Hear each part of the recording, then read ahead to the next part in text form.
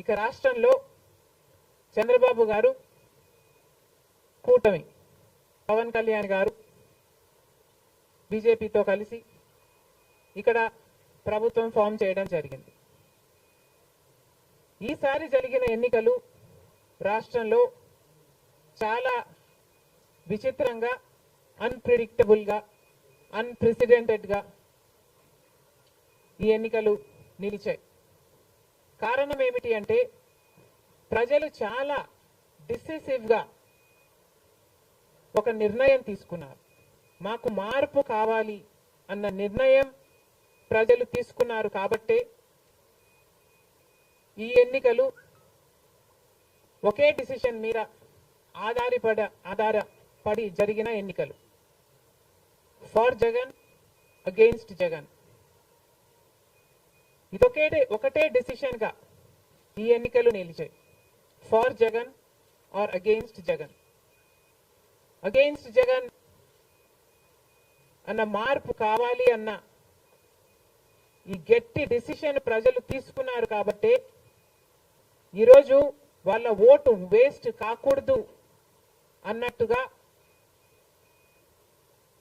చాలా డిసిసివ్ గా they voted with a vengeance for change. ఇది అవునన్నా కాదన్నా ఇది వాస్తవం. కేవలం అంత గట్టి నిర్ణయం ప్రజలు తీసుకుని మార్పు కావాలి అన్న అంత గట్టి డిసిజన్ తీసుకున్నారు కాబట్టి ఇన్ ద ప్రాసెస్ ఈరోజు కాంగ్రెస్ పార్టీ కూడా అనుకున్న మేరకు పర్ఫామ్ చేయలేకపోయింది.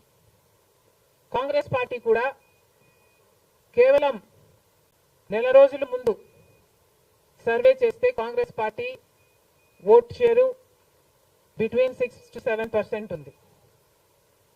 దాన్ని మేము కష్టపడి పనిచేస్తే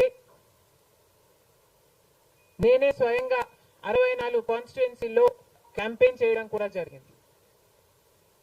వీటన్నిటితో కనీసం 8% దాటుతుంది అని కాంగ్రెస్ పార్టీ ధీమాగా ఉంటే అది కూడా జరగలేదు. కారణం ఏమిటి అంటే ప్రజలు చాలా డిసిసివ్ గా వాళ్ళ ఓటు వేస్ట్ కాకూడదు, ప్రభుత్వం ఎలాగైనా మారాలి, మేము మార్చాలి అన్న డిసిషన్ తీసుకున్నారు కాబట్టి ప్రజలు కాంగ్రెస్ పార్టీకి కూడా ఓటు వేయడానికి ఆలోచన చేయడం జరిగింది.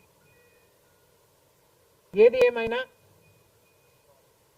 కాంగ్రెస్ పార్టీ ప్రజల గుండెల్లో స్థానం సంపాదించుకోవడం మొదలుపెట్టింది. ఇది ఇలాగే అంచెలంచెలుగా పెరుగుతూ